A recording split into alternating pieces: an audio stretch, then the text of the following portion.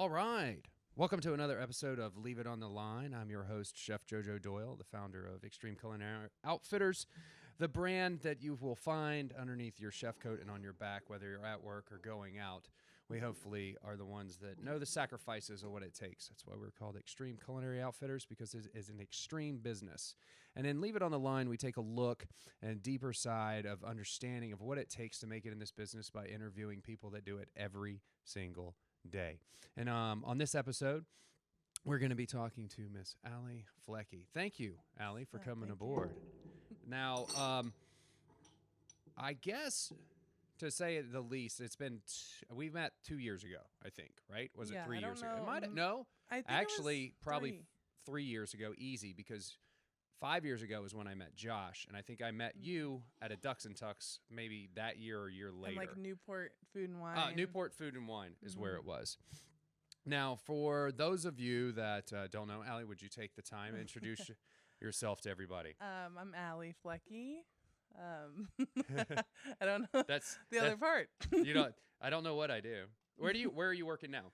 So right now I'm a sous chef at Driftwood Kitchen, and I also part-time instructor at Orange Coast College. Orange Coast College. Now, Driftwood Kitchen is in Laguna Beach. Now, that is in California for all you international listeners, all 3 of you. No, I'm messing around. We have a big strong. We have a following across the pond for sure. Yeah. We definitely have a lot of guys. We actually in Australia, we have a lot of people that want to get stuff, and so we always are trying to ship a product. So, are you a local California? Yeah, I was born in Santa Ana, but I grew up in Canyon Lake. It's by Lake Elsinore, and it's just this really pretty little gated town in the middle of nowhere on a lake, and it's just amazing. You go there, everyone's on golf carts and waves to each other, and boats.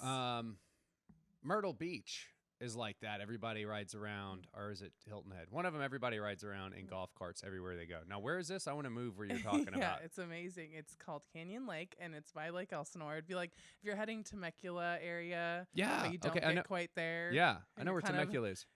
Just Lake in the middle Elsinore. of nowhere. Yeah, so that's kind of the main town, but then off to the side is Canyon Lake. And yeah, it's like golf carts. A lot of people do the thing so it's a big lake and everyone's houses are on the lake, and they do that thing like Hobbies where you like meet up and you put all your floaties all tied together. And that's what you did. That's where you grew up as a child. Yeah. Now, how long have you been cooking? I went to school in 2008. Okay, so we're 18 now, so you've been doing almost a decade. Decade strong. Yeah. Now, when did you know that you wanted to be a cook, a chef, and work in a kitchen? So I went to beauty school, right, and during high school, and just never really felt extremely passionate about it. So just went back to working, and then as I was living in my own apartments and things with friends, I just realized wow, I like hosting people. I like hanging out and cooking. So I was my dad was just you need to go to culinary school. You need to come check it out. So he kind of just dragged me there. He had made up his mind for you. Oh, by the way, cheers. Thank you for Leave It on the Line. Yeah, thank you. Before I drink my whole beer and don't. So entertaining was always something that you enjoyed? Yeah, so my mom's house is just known to be open door, candles lit, music's on, food on the table, appetizers, charcuterie plate. I grew up in that life, so I was just thinking to myself, wow, if I could just do that for a job and have fun and have people around me and make them happy and cook for them. It would be so much fun if all I had to do was just entertain people at my house. So that's kind of what you were thinking? Yeah, so then when I went to school and I was holy crap, this is kicking my ass now. It's a lot different, but I still kind of went with it because I was I need to pick something, and this is something that I feel I could do. And I feel I was kind of just slightly unconscious about my career at the time, just kind of doing work and going to school and all that. And then once I got a job, I kind of fell in love. Yeah. Now, what was your first job at? It was at St. Regis in Dana Point. So I started at the pool bar kitchen, had a really intense first summer. They do 900 covers. It's insane, just slinging burgers all day long. But okay, so the pool bar, I know that I had just started cooking when Gina and I got married. And I think I'd maybe been cooking 2 years, year and a half, 2 years or something. maybe it just started. And we went to like honeymoon or some Caribbean, it was Jamaica or something like that. It was Jamaica. I know where it was. And the pool bar was insane. Yeah. Like I remember looking at this poor guy, and Don't you just feel bad for people when you go out to eat? Like, it breaks my little heart. Oh man, he was getting pummeled. There was like 35 burgers, that needed to get cooked right away, and quesadillas that were getting, all of this just quick. Oh, it'll be really quick. Let's get it. And it was just like, burgers can crush a line.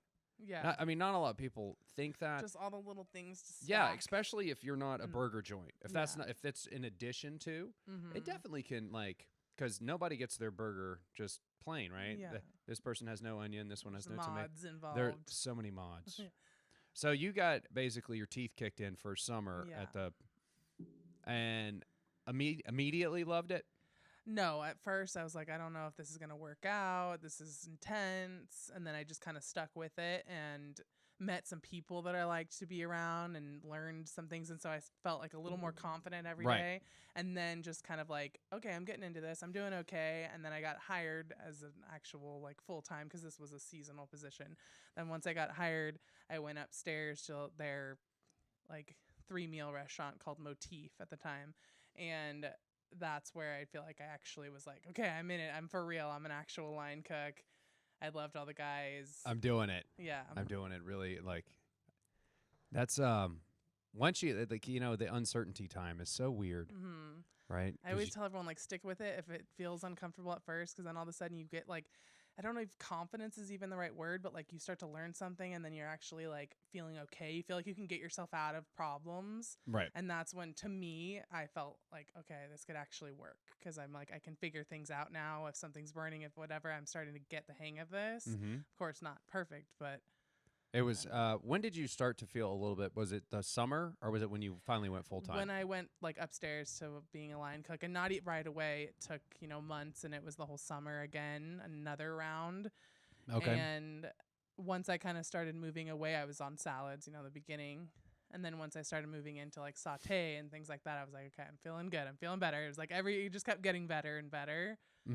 But I mean, there was a million moments that like were humiliating and kicked my ass and all that stuff. Yeah, I don't think people realize how humiliating it can be. Yeah, it's bad. Yeah. There's like no training. There's no paperwork. You're just like, oh, you don't know how to make that? You're so dumb. Don't you find that? I find that interesting that like they're like, you can learn it all in the industry. You don't need to go to culinary school, and somebody will teach you. But the way they teach you might not be that much fun. Yeah, it's not nice. It can be very, oh, you don't know how to do that? It's because you're stupid. Yeah. Let me educate you real quick. Like, I would just do a lot of work on my own, like at home, just kind of like Googling and trying to figure things out, and just trying not to be humiliated when I got back. I was like, spoiled. What can I do? You have to pull that mic up a tiny bit. I want you to know that you just said I could go home and Google. Yeah. Okay. Now, I'm super jealous, and you're super spoiled, because I remember one of the times that there was no Google, right? Yeah. You had to find some book and read some technique. If there was a show, now Food Network was out, but nobody was getting down. Yeah. So like I had to buy the El Bulli cookbook in Spanish because the English wasn't available, and then I had to translate the recipes. Insane. So I could figure out how in the hell he made. But then that just makes you better. Yeah, it makes you so much better. Like I watched some grainy video that a buddy of mine like forwarded me, or like it wasn't texted. I can tell you that, because you didn't have the minutes for that. Yeah. And we downloaded it, and he had a bunch of syringe like case pushing down, and he's doing a bunch of juice at once. Like, look. And I was like, what is that doing? And it was just, God, that was like so long ago. That was, that was back in the Nextel and Sprint days. Now you can just type in, molecular tutorial, and they're like, what do you want to do? You want to make liquid foam? Right here. And that's so you're super lucky that you had to Google it. Do you feel like that was a huge advantage, or do you think the drive in itself is all that matters? Ooh, I feel like a little bit of both. I mean, the drive to actually want to do something better and kind of coming in there with a little bit more of a game plan is helpful. But then, having that luxury is nice, that I could tell a cook right now, like, go look this up.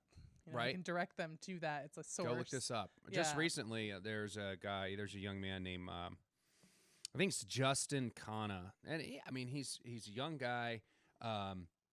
You guys should check him out. I talked to him a little bit on Instagram. I mean, he's doing like videos, tutorials, like this is what I carry in my knife kit. This is the letter that I send out for staging. And, he's definitely trying to push the YouTube stuff. He just started Twitch, but he did a video that was about the quenelle.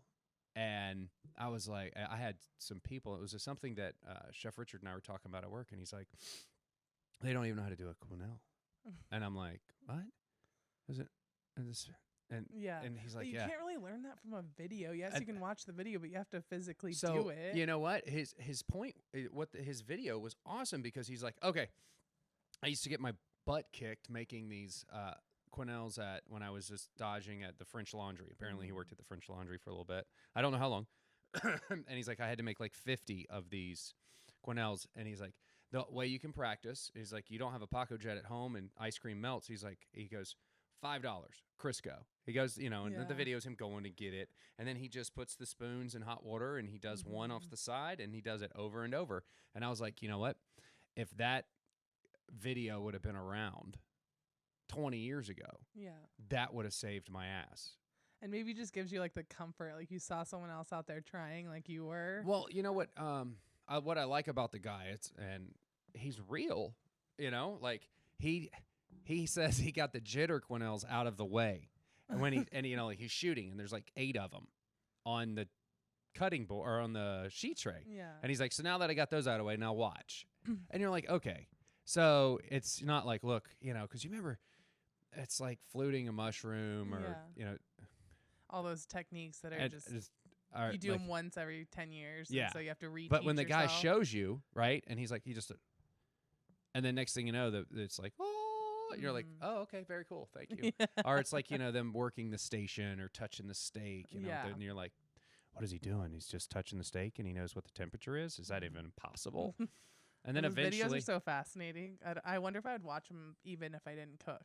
Like I don't know. Just because it's cool to look at. I think a lot of people watch the cooking shows because it's like, man, that's really cool. Mm-hmm. Do you still watch? Do you watch cooking shows now? No, I mean I watch Chef's Table and things on Netflix, but I don't follow up on like what's on cable. I've seen like one season of Top Chef. So what do you like? Into it. Yeah, what do you like about? Do you watch? How good are you on watching the Chef's Table? Because there's people on our Facebook and our Instagram. They're like, I've seen them all 50 times, And then there's me, and I'm like, I'll burn through like 4 of them, and then it'll be 7-8 months before I get an opportunity to go back. I'm probably more similar to that. I feel like maybe I've seen more than you, but oh yeah, for sure. I don't re-watch them too many times. But I'm so into the way it's filmed. I love like the colors, the music. I totally enjoy to watch those. And I'm so inspired by like how much cooler they are than me, and how much like I'm just feel like the same way. I feel the same way. I have to tell you right now, I feel the same way. That's not my life. No, not at all. No, it isn't. And it's like it's a tough one because the absolute, like, of course they're on Netflix. They're on Chef Table, so it's already it's at the top of the game. Yeah, but I think they're well known. Yeah, they're the best of they're the cream of the crop, right? My one that really jacked me up was with the one from Alinea. Yeah, and I was just like, damn. Yeah, that one's amazing. I mean, that one, he's just. And I remember like the People magazine article like a million years ago, reading about that when he had the tongue cancer and all this stuff, and being fascinated by it then, and then watching the show and just the story behind it. I was like, that's probably my favorite episode. Oh, it's really. I love the story about how with his cooks he had to like learn to trust them and taste through them. And right, and then they're like, is it as salt? Or is it as sour as a pickle? Yeah, or like his neutral scale. as water? Like it was just like, and I haven't seen that one for a little while. I actually, it took me forever to watch it, a long time. Yeah, and I just recently I watched it in January when Lainey got sick, and I was like. I almost turned it off. Yeah. You know what I mean? But yeah, because there's sometimes I say that to people. I'm like, sometimes it like hurts to watch, because I'm like, then I have to go back to my regular job. and that because it can be seemed like painful. when they made the balloon, when they made the balloon float in the air, Don't do this to me. I was so like, okay, because about like in 2000 and it was the same time when El Bulli was there, right? And it came out, and I bought the book, and I just started with Levy. I did juice caviar. I did the spheres, is what they called it. Back then, it was juice caviar, right? And I had drove all over Miami looking for The tools. the tools to do it. Well, I went to a medical supply and got the syringes, and then the syringes were stiff, and then I had to get them to where they would just do drops, and then I ended up using just like a squirt bottle that I poked a hole in the side of, and it dripped down into the alginate. But I was trying to do. I had gotten that down, and I wanted to do like the mozzarella balloon, where you fill it with basil espuma. That was like the thing. And then I never could get the mozz like to really set at the time, right? I really had a hard time getting the right mozz. It was crazy. Like, you're like, I can't spend all week on this. I want to do it. It was really time crunching. And then I was like, I wanted to make the balloon, and I wanted to make if I could make a mozzarella with a spuma, then how come I couldn't fill it with helium? So I had an idea that I wanted to make a cheese balloon with the mozzarella, but with helium, and I never got the opportunity to get the. I got this spuma kind of nice where I pinched it. It was okay, right? But man, when I saw him make the balloon out of the sugar, I was like, "You son of a bitch!" Yeah, we did it a couple of years ago. We did it at one of the Ducks and Tucks, and we got it down to where we could do it. And then when it came to the dinner time, we rushed it, and then the sugar was off. We needed to add some, so we figured out how to do it. Yeah. I have the recipe. That's a good feeling. It was like, I think I have like a little small tidbit of a film off a camera that when I had it, I was stirring it, and I got it, and I held up, like, I think I had a wine key because I was using it like a bubble blower. When I blew it and it turned into a huge bubble, I like lost my, I just lost my mind. I was like, ah! Did it float across the room? Yeah, and then we did it, and we had it hanging, like we did the apple string and everything, and it was just like, we did this. Yeah. It was so freaking awesome. Yeah, it's amazing. It was a good feeling. And then I think that's the feeling that you constantly chase, right? Like, I'm so proud of myself right now. I did it. Yeah, like, look at me. I think that the chef table thing does romanticize it a little bit. Hey, it talks about the fire in the belly. It talks about like that drive, I'm a crazy chef. Yeah. I'm awesome. And, I haven't, it definitely I lost everything. Yeah. And that's like 40 seconds. I lost everything. Yeah. My life and my wife left me. I haven't seen one. Like the one that really sticks with me is that chef is like, I don't, I let everything happen. I live in Patagonia, and I'm like, wow. Totally, me too. Oh, yeah.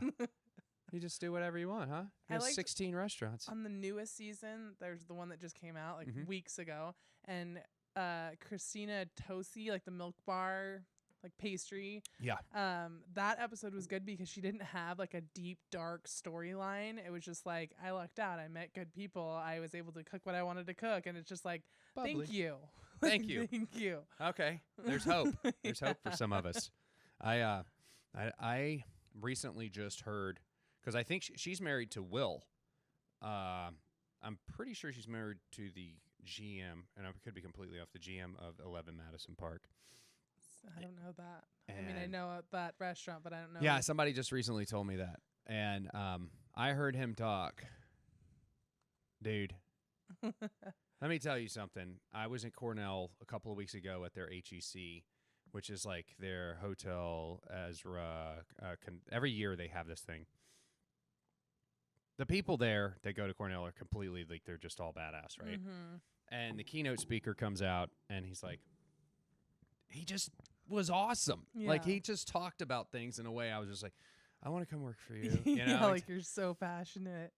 He just, he was like, this is what we do. And then, his PowerPoint was just stupid awesome. Yeah. It was like, like we're having a snowball fight in the dining room, because why not? And he talks about that stuff. And he worked hard, but he was with the right people. You know what I mean? His relationship with his chef is really just outstanding. Mhm. And what they're striving to do is like be the best. I'm sure they have probably an episode on them or something, but I I mean, we've all struggled. I'm glad. I'm going to now have to watch this episode. I'm going to be like, okay, yeah, she's right. She really didn't even. Yeah, I mean, of course, I'm sure there's a million struggles and hard nights and all that, but it was nice to just see a normal person that loves food, but not in an obsessive, like, I like watching how artistic they are, but sometimes it's like I can't relate to that because I will not be able to execute anything like that anywhere I'm going to work in California. That's just probably not going to happen for me. Would you like to see yourself work in one of the Michelin places like that? I don't know. I like definitely thought that a couple of years ago, but as I've been working, kind of like moving up and being a sous chef, I'm like, I don't know. I couldn't be a sous chef there. Like that's how I feel right now. So I'd have to start back down as being a cook. Like that Right. in realistic terms, I would just have to start over. And I don't know. I feel like I am a very like organized person, but I don't know if I could be That meticulous. Yeah. Well, you know what's funny? I don't know if it's funny. It's interesting. Is that at Culinary Lab, I speak and work with them like once a couple of days a month. They have a mod, right? And there's people that work there. Excuse me. And Veronica works at the Montage, right? And you can just see the difference in her style in just the time that she's been there. And you know, I've probably talked about her on several podcasts because I'm extremely jealous of this. She was working at the Montage, and Thomas Keller, Daniel Bouillard, Gavin from Bocuse d'Or, Silver Team, I think Philip was there. Like all these chefs were there. And she was working hand in hand with him. She has a signed copy of the French Laundry Cookbook by Thomas. Yeah, and I'm just like, oh my God, her Facebook. I was just like, green eye. You know, I was just like, this is amazing. But working at that place has made her like her food looks spot on, right? My style, like I'm an old man now. It's like, I always dream and fantasize of doing that, right? Yeah. Oh, I'm going to open my own 3-star. That's a young man's game. That's just a whole other world. It's a whole the way you do it, the way that it's done. I don't know if I trick myself. I tell myself, "Oh yeah, I could do that." Yeah, I think it's I like don't know take if I good could- parts of it, but I don't think it's everyone's like end all game is to do that. Like, Right. I've never had the. I've had the time. I've had the amount of time that I've needed to execute what I needed to execute. I've never had the time to make it. It's been close. It's been close. Yeah. And I felt good about it at the time. But you know, after I think about it, I always shoot it. I just beat it apart. Yeah.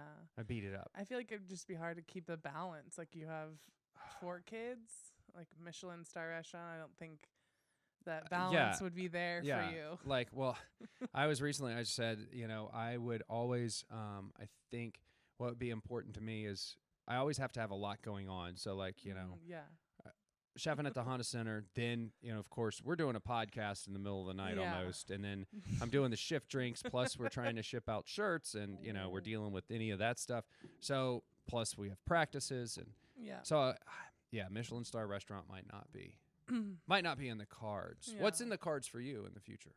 So right now you're also teaching. Yeah, so I teach, and I love that, and I would love to do that full time at some point, but I think that'll be later down the road. You know, I talk with my boss, the program coordinator there, and we kind of talk about like my plan, and he just always like, you know, after you're executive chef somewhere, we'll go into full-time teaching. He's such a nice guy, and he's like, go do that, you know, just gives me direction that way. And I completely agree with him saying that, because to be able to teach them, I need to have every part of it locked down completely. So, you know, my next, maybe not the next move, but soon I want to have my own restaurant. And me and my twin have like a plan that we would love to do together. I don't know how far off, but I think that's awesome. I think that you absolutely should open your own place, because I think I still lament. I want to get that my own place. Yeah, why did you not? I mean, money, 100% money. I mean, like. Well, yeah, that's a huge roadblock, but I feel like, and obviously we don't have money just sitting here to open a restaurant, but I just know there's ways. Like, yeah, we had children quickly. Yeah. in our marriage. And, you know, I had opened a lot and closed a lot of restaurants, and it was Yeah. crazy. And I got a job and inside Levy, and that kind of like kept my brain so jacking busy.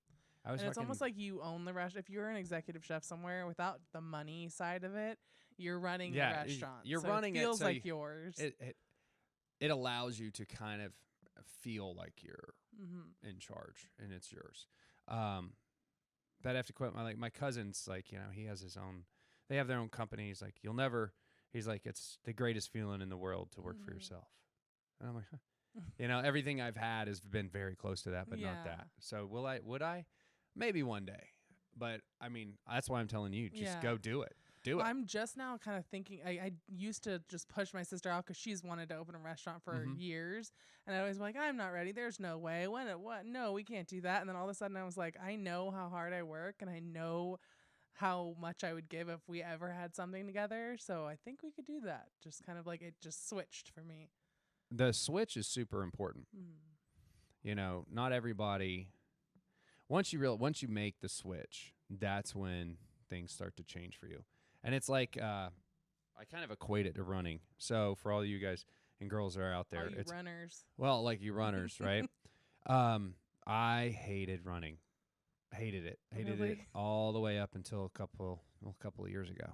And it was the first time I'd like, if somebody said, hey, why don't you go run a mile? I'd be like, run a mile? A whole mile? You want me to run? Do you know how far a mile is? Yeah. And then I ran a mile, and I was like, okay, that what I just did was a mile. And then, you know, my wife, she's amazing. She's like running half marathons, and you know, she had done a couple of half, and then she ran a whole, and like she did it in an amazing time, like her first time. And then I was running with her, and you know, but like it's soon after a while, it gets to the point where like 3 miles. Oh, I only had time to run 3 miles, and you're disappointed in the 3 miles. Yeah. You're like, that was only 26 minutes, and then you're like, and then I got my oldest in there, that crazy fool. He's like, you know, he's crushing, you know, he does 3 miles in like 15 minutes, you know? Like, are you running just here from your house? Yeah, like hills? In these hills. Oh I do a lot of hill work. That's insane. I do a ton of hill work. And I'm always posting. You probably see it on the live stories. It's like, it's time to run. Yeah. And I do it because... Your mile times. Yeah. Well, the total time that I run. Yeah. It's accountability. I like it. It's like... Well, I did 5 days. It's inspiring for those runners. Yeah, for the runners. Or anything. Because running is super painful, uncomfortable. It's not a lot of fun. And it's kind of like life to me. You know, I get very introspective when it comes to the running stuff because it sucks. You know, the only way you're moving is if your feet are moving. It's not, I feel like a bike is tough, but like you can always coast on a bike for that, just that moment. If you just stop pedaling, you can coast.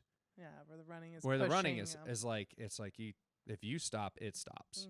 So the reason why I post the running on Instagram so much is I'm like, you got to find what drives you. Yeah. So like whatever it takes. And if you stop, it's hard to start. Like if you're out there running and you just stopped, it's like, how do I start? Yeah, and I have friends and they're like, well, I ran and walked. And I was like, how do you do that? Because as soon as I start walking, I'm like, I'm done. I'll walk home now. I'll walk home now. I think it's turned into quite a hobby. One day it'll maybe I'll start. I want to maybe do a marathon or something. Now, if you want to own your own place soon.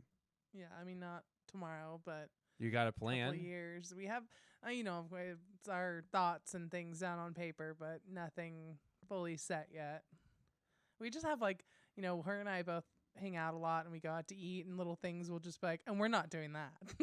What are you, and then, okay, I know what you're not doing. What are you doing? What do you love? I have a list on my phone of things that I notice just at work as far as the kitchen goes. That like when I have a restaurant, this is something we're doing. One of them is a plastic wrap station. I want to have one. I can't give all my secrets, but one of them is like just a table, and the plastic wrap is like basically glued down. It cannot be removed, and that is not a workstation. It's just a big, large table to like cater wrap anything I'm doing, and it's always there. I just pulled. I just so funny you said cater wrap. We use so much fucking plastic wrap. I'm like, we have people. We're as cooks and chefs. I want to know how addicted you guys are to the plastic wrap. I'm just very into like wrapping and labeling, and that makes my heart happy. So You're super organized, aren't you? yeah. I like labeling. I like things to be beautiful visually for me all the time. Like always, I mean, I'm not crazy, but oh sure. just like for my own like. I bet your station on your mise en place is just nuts. And I just like to give people things like wrapped in a way that I would want to receive them. So, being a sous chef, if I'm cutting something and butchering and whatever, the way that I wrap it is what I hope that someone would continue on, like leading by example.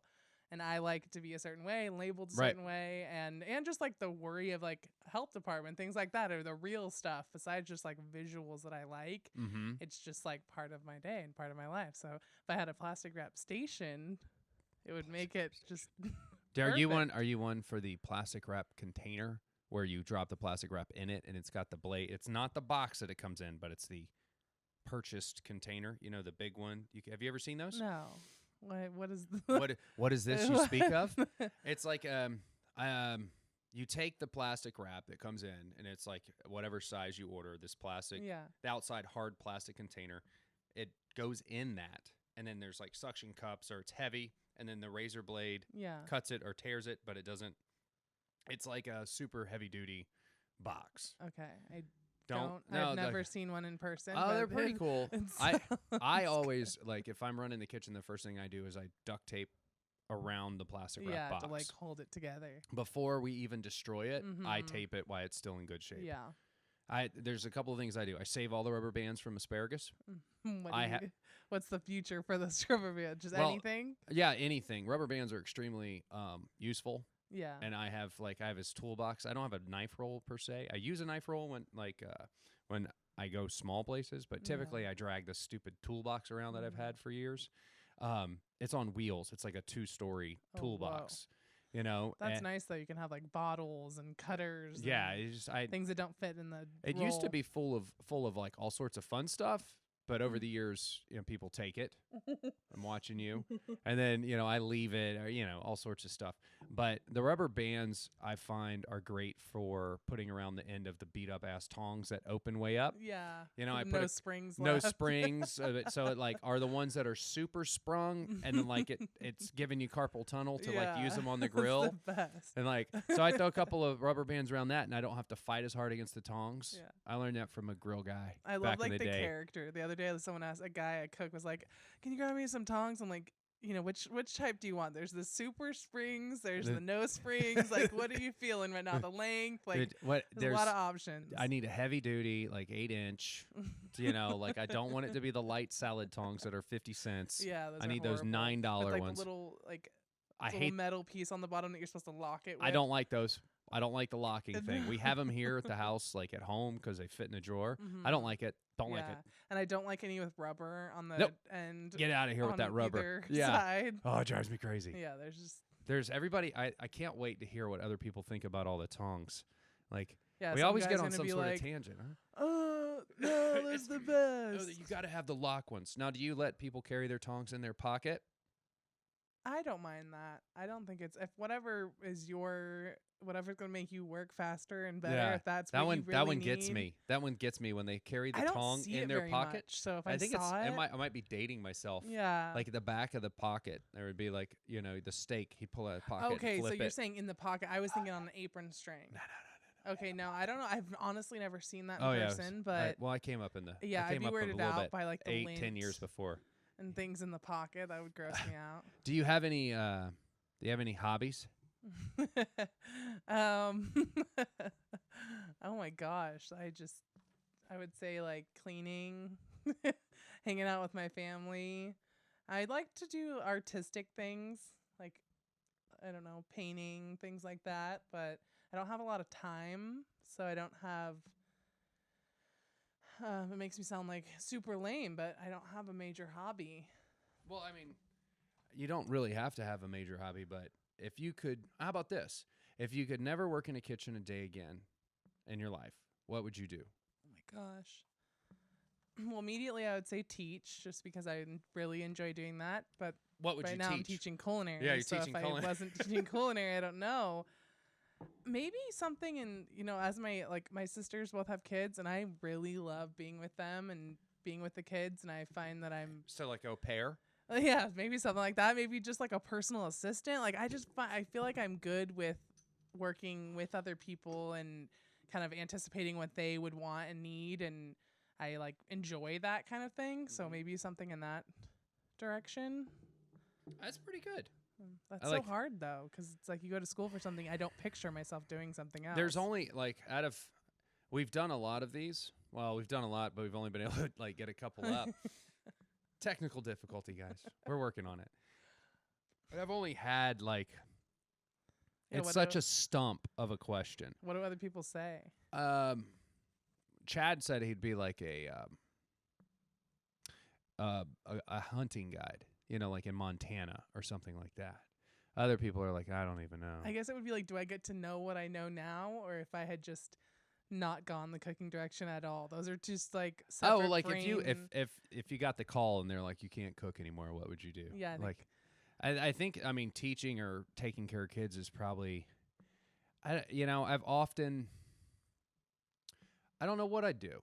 Mm-hmm. I just recently had to dive into that, like what it would be if I didn't have chef in my title. Yeah, well, now you know how to run computer editing and video and things like that. This could be this could be it. I would talk about what it was like to be a chef back when I was a chef. Yeah. And that I think that would be, for me, I would fill up my time with something. Mm-hmm. You know what I'm saying? I'm always trying to figure out what's next or what would be cool. I don't know. I'd play video games on Twitch and see if I could get a following. That seems like what I would have done a long time ago. I'm really jealous of people who, like, because I enjoy to watch YouTube, and I'm really jealous that people have made that career.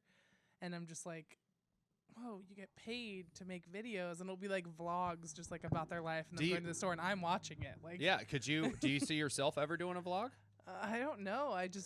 I mean, of course, everyone has to start from nowhere and nothing, but I'm just like, who would watch that? Like, a lot of people would watch that. I think you would be awesome at it. I think I'll try it out. It's super. Just a crappy iPhone video. Just okay. So like, first off, you do not do what I did. Okay, because like was that the beginning? Or like was no, of course not. Because I'm a psycho. On. Yeah, like I went nuts. I went and like watched 1,000 hours of like what should I do, and then I got bored with that. And some people are like, just grab a phone, and then I was like, I can't just do a phone. We got to bring this like for real. Yeah. So then it was like, oh, I need to also take pictures of my t-shirts, and it turned into a whole thing. So I like bought a DSLR, and then I had to figure out how to set that up, and just grab your phone. Mm-hmm. Like tons of people start with their phone and like a $15 lapel mic and talking to that, or just talking to the phone with your headset in. Yeah. And just say, this is what I'm doing today, because I'm telling you, your perspective. That's why I was so excited to have you come on the show. It's because your perspective is so unique to you. And you're like, well, see, you're a chef. You're an exec chef. You've already done that. I'm coming up. And you're like, listen, I got all this stuff I want to talk about on the show. Mm-hmm. You have like a laundry list of topics. Like you have more than one Leave It on the Line episode in your head. You're like, let's do this. Okay, we'll talk about the history, but I've got agendas, man. I got to talk about this and this. There's just nothing out there for like, I mean, there are, of course, if you YouTube the word chef, things are going to pop up, but not much to like really relate to or dig into, right? Yeah, or just, and then you can learn, like we talked about the tutorials, but it's not a lot of just like videos of people's lives or stuff in the chef world. No, and you know what? My video that gets the most views is the 20 things that you should know about before becoming an executive chef. That thing has... I'm sure if I would have started culinary school, I would have looked that video up. And then there's another guy, I like for somehow, I guess our YouTube's algorithm is pulling up both of our videos. And he's got just as many views on his. His is funny, too. Yeah. He's got a good... I feel like I've seen one that he's like almost Chef kind of Matt joking. Can Cook or something. Yeah, and he's got like a hat... Like, he's almost got one of these backgrounds. Mm-hmm. But you guys should collab. I know, right? We got to collab. I'm going to shoot him an Instagram message. I'm coming out. I'm going to say, hey, man, we're going to collab. He's pretty funny. But, like, we're linked.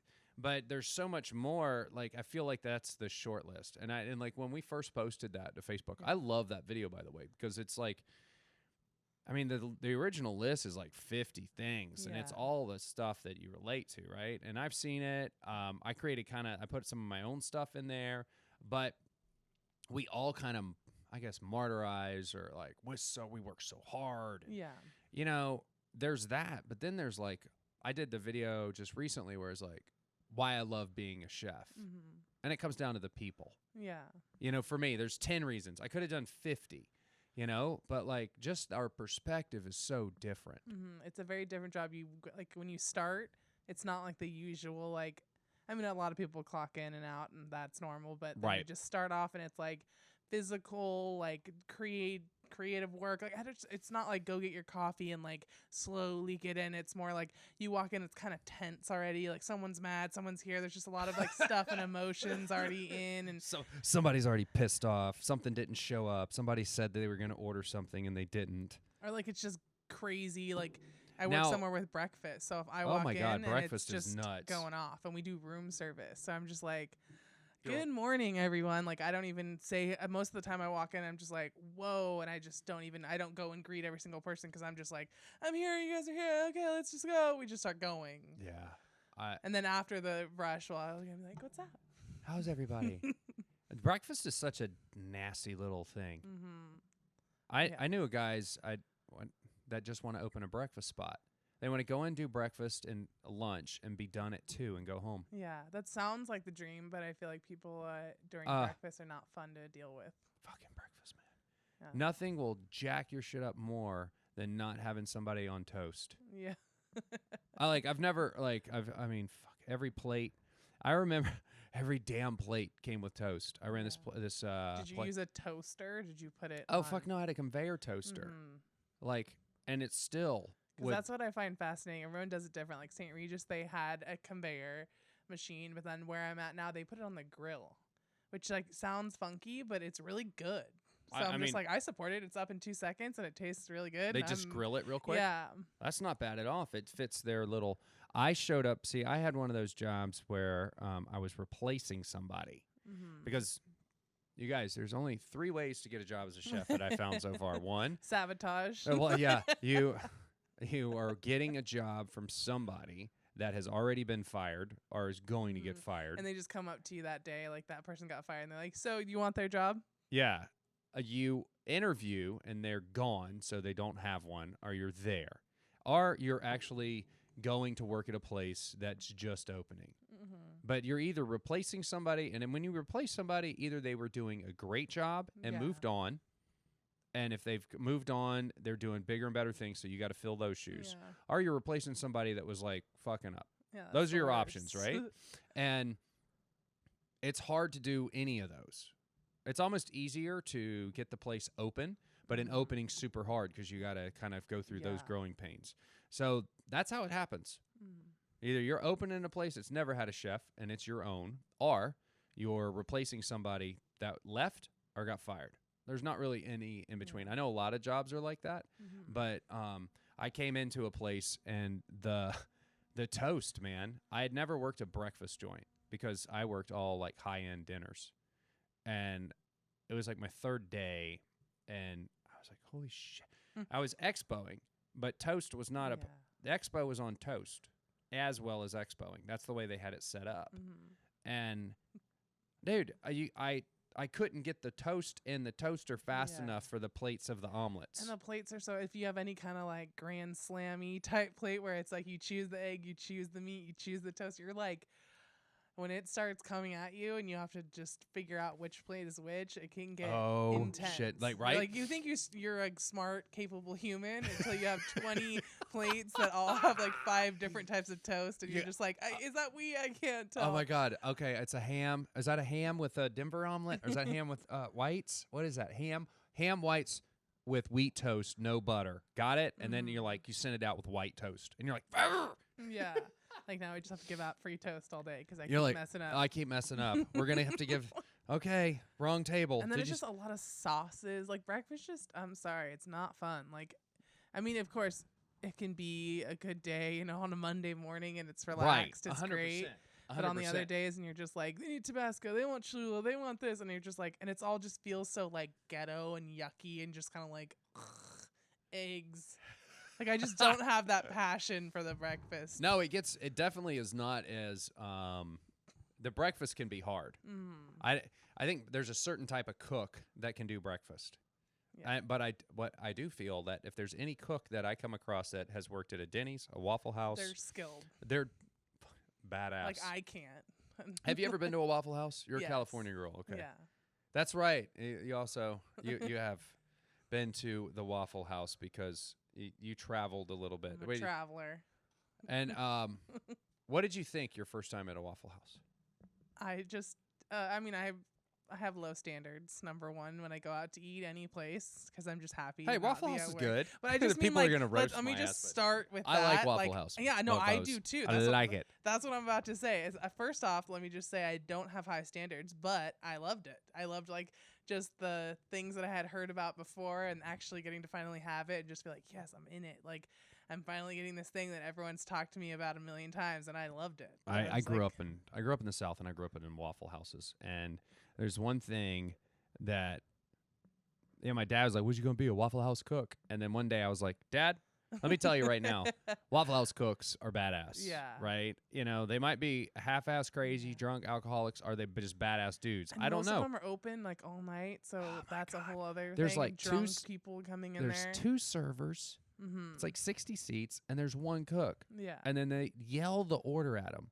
And these guys don't even get tickets. Yeah, and it has such a reputation that it has to be, I'm sure like their recipes are just, I mean, I don't know much about it, but I feel like they'd have a standard of a recipe because it's been around forever, famous. right? It's and you know, you can have your waffle, your pecan waffle, you can have them, you know, like there's smothered, covered, scattered, you know, like there's these different ways to order your hash browns. And I do miss. I like the lingo too. Like I'm obsessed with any place that has their own like verbiage. It's just like I'm not even as cool as you. You have all these terms that you use for your menu. That's what I loved. I mean, like, I really feel connected to the kitchen. It was like the, and I think my next shift drink is going to be about this. But I mean, there's a certain person that works in the kitchen that you just automatically feel comfortable with. You're like, we could be best friends. Yeah. You want to do karate in the garage? Special activities. So much room for activities. So much room for activities. Now, if you had an opportunity to say thank you to any of the teachers, this could be mom, dad, teacher, culinary chef, who would you take the time to say thank you to? So it would be Josh, because with so much of my time was with him and so many things that Okay. I know who Josh is, 100%. So for our internet, for the podcaster, Josh, obviously, you don't know who that is, Josh, he's the best guy ever. No, but for those who have no idea who you're talking about, who is Josh? Josh Severson, the executive chef at Solani's. Okay. So Solani Steak Tavern. I'm calling it Solani's because everybody knows where Solani Steak Tavern is. Yeah. So Solani Steak Tavern, by the way, since I'll help a little bit. Solani Steak Tavern is owned by Teemu Solani, who was a world famous hockey player, and he also played for the Anaheim Ducks, where I work, and that's how I met Josh. He's like, Teemu's the best person in the world. Okay, you hear that, Teemu? I want you to hear that for sure. He is his whole family. He's just perfect. His whole family is super nice.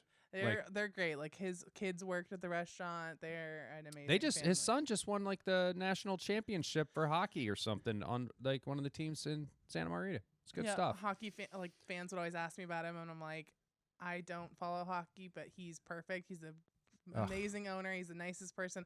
And I've obviously looked into his career and from working there and seen a lot, and we had a lot of parties and a lot of stuff. The Flash. Learning later about what an amazing hockey player he is, but just as a person, I was like, he's a really super nice guy. Now, Josh.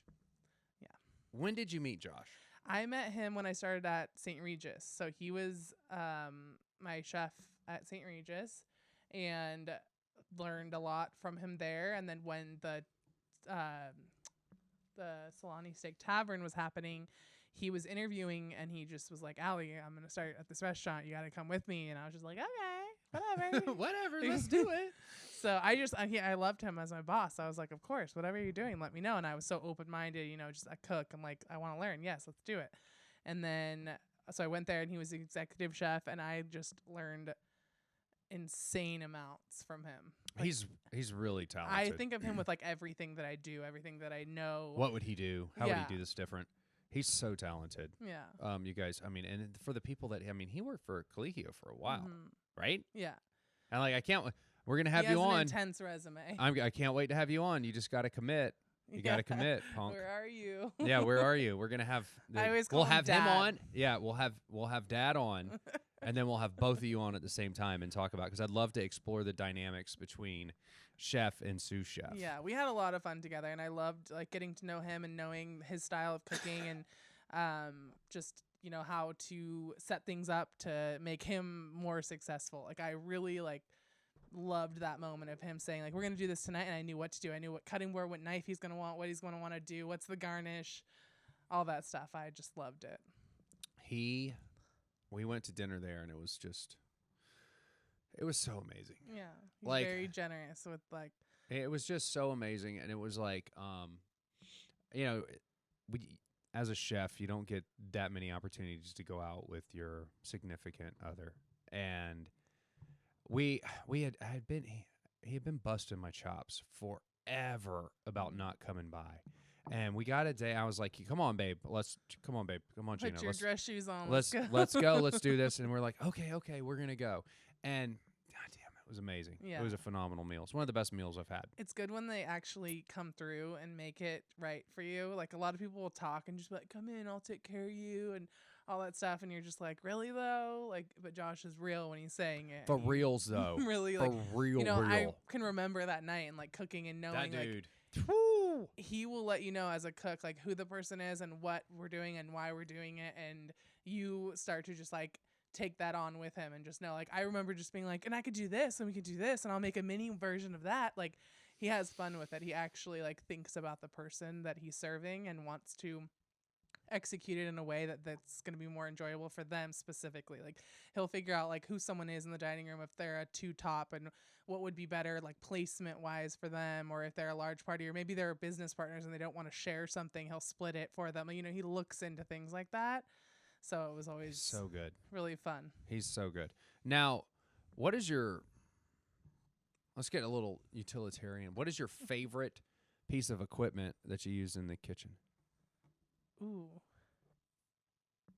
The first thing that jumps out, just because recently I've really been into pastries. Mm-hmm. So there's no pastry chef at the place that I work. So I've just taken that role on for myself and just kind of took it as something I wanted to do and just like learn and teach myself. And I had kind of like worked a little bit in the past for someone, like maybe a pastry chef was going on vacation. I would kind of hold it down for them for a week. So I learned a lot that way. So the piece of equipment I would say for pastry is a scale. That's been my like all day long. I have this little scale, and I'm not used to that. Like in the cooking world, I don't measure anything, and barely. I would say in pastry, I don't measure as much as a lot of other people probably do. But like that's been my new favorite thing. Measure like a scale. That's my what new kind favorite. Is it a digital scale? Yeah. But I mean, anything is fine. But that's just so much more precise. At one of my bakeries that I worked at, starting out was Andre Swiss Bakery in Fort Lauderdale by the Sea. And we had this weighted scale. It was white, and it had the pan on it, and we would cut bread and put it on. And it was just, I loved that scale with the weight that hung on it. It was just. It takes a little bit to like get to know it too. You're like, okay, that we have a lot at the school. And it's like the silver weight goes with this bowl, and that's because they're just everything about it. You're like, whoa! I like the it's scale. like the scale at the doctor. Like you wouldn't know how to use that if you just walked up to it. Like it's an actual piece of equipment. The scale is the hardest thing to keep in all of my stands. I wonder why. I mean, of course. What are you guys measuring out? I would say though, in like a professional kitchen setting, I use the the blender and a RoboCoo. Like nobody could ever even understand like how many times a day that is. What's your favorite blender? We just use Vitamix. Yeah. Like, do you have the new Vitamix or no, the old ones? It's an old one. I mean, I don't know how old we're talking, but I have a super old one in the house, and the new ones that I purchased that I have at the Honda Center start slow and then get fast. Yeah, It's like it takes the fun out of it. yeah. I'm like, what the fuck is this? Like, I hit the button on the one here, and it'll spray hot tomato sauce everywhere, all over. So you have to have the little technique where you just kind of pop it on and pop it off, like until you get the sauce bouncing a little bit. Then you're good. I have my way, like with the blending thing. It's just like a certain where, like I set the pot or whatever I'm blending in a certain place, and this is here, and the delicacy here. It's just like that is a huge part of the daily life. Is that little blender. I like hand blenders. Yeah. I'm a big fan. Like as long as there's a extension cord near the stove. But I do a lot more cooking at home than I do at work. That's It's true. it's a different world for me. Like when I'm cooking at home, I have my knife is here, but then I'm pissed when it's here because I want to cook. If I'm cooking at work, I'm like, where's my knife? Yeah. I don't want to use this house knife. Now, when you started cooking, you went from one hotel where you did a lot of you did the pool work. Then you went straight to the line. Do you have a lot of banquet experience? I mean, I would do banquets with them, helping kind of plating and things like that, but I never specifically worked in banquets. So my banquet like experience and background would be like 50 top parties on a like BEO for the night, like that kind of thing. Like maybe 100. That's my like realm right there, but not like major production like you guys are doing. Well, I mean, we don't do as many of the bigger things at Honda as we did at some of my previous spots, like where it's thousands. Yeah. And I owe a lot of that to, like Igor, Phil, but like, I mean, to really Burn, rest in peace, Burn. Igor, like we did a lot of thousands banquets, 850s, and then when I got to Churchill, if that was just a freak show. Yeah, like things like that are happening at St. Regis, and it's amazing to watch. But I was kind of always on the outside. Of that. Just helping plating. Yeah, I did a lot. I love the plate. I love plating. I think that's a lot of fun. I'm always the guy, saucing the plate, and then that way I get to look at it, and I'm usually pretty good where I don't spill anything on the sauce. Now, it's been a decade you've been cooking or in the business. Would you, if you had to make the decision again, would you say, yeah, let's start cooking again? Yes, I would. I feel like I can't picture myself doing anything else. I mean, sometimes I think about it, when the night is hard and I'm like, it's too many hours. I don't have any days off. I'll sit and think about it for a second and then just be like, there's nothing else that I could picture. I don't know. I'm just stuck here. Like I said, the stuff we talked about, but then I think about it realistically and I'm like, I don't know. I don't know if that would make enough money. I don't think I'd be as happy. Like it just stops me there.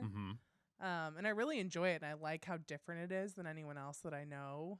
Because all my friends, nobody cooks. It's a whole other world. And I kind of enjoy how different it is. Yeah. I mean, that can be kind of a drawback too, but just being like, I do something very weird. No one that I know does this. I kind of have always relished things that people don't find popular. Yeah. To a certain extent, I was a big Japanese animation guy before it was like a household word. So people just thought you were... I was always I was awkward. I was awkward. I played video games when video games was not cool. There's stuff like that.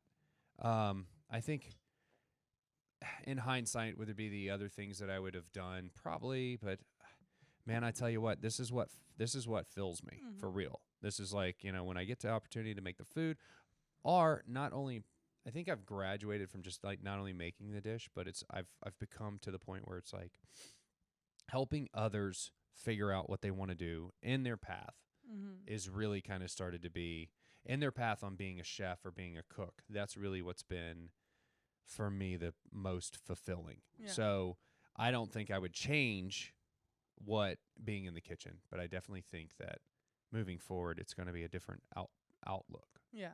I definitely think there's just, if I ever grow tired of working in the kitchen physically, there's so many other things. There's like purveyors, there's a million ways to go. But I like this industry. I like the camaraderie. I like the humor and just the craziness, the different people that you meet. The humor is absolutely my favorite thing. Yeah. For a long time, I laugh all day.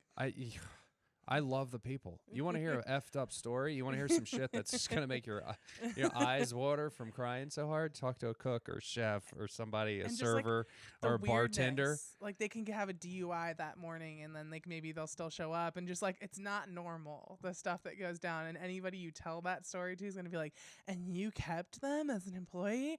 And I'm like, yeah, they're a good cook. Yeah. What do you like? What do you mean? Like, I'll look past a lot of weird stuff that they do. Like, yes, they're good. They're good on the line. They're a great grill cook. What do you mean? Like, did they you let him come in after the DUI? Yeah. You let him come in after 4 days in jail? Yeah. Sure did. You just look past some certain Sure things did. 'cause they hustle hard. Yeah, A lot of them. not a problem. Back in the day when we were cooks, like, and I wasn't working in corporate world, it'd be like, oh, he's locked up for a little while. Yeah. He'll be out after the weekend. Okay, cool. So we got to get through And then Saturday. you just have to make him feel it when they get Yeah. back. Oh, yeah. You give him a hard time. Dude was in Yeah. jail, and you still give him a hard time because he missed his shift. That's how effed up we That's are. my favorite thing. Like if someone goes on vacation, you just torture them for the whole week that they're back. Hey, was that vacation fun? Yeah. Did you love it? Did you vacation? Right. I think that. Do you work sick?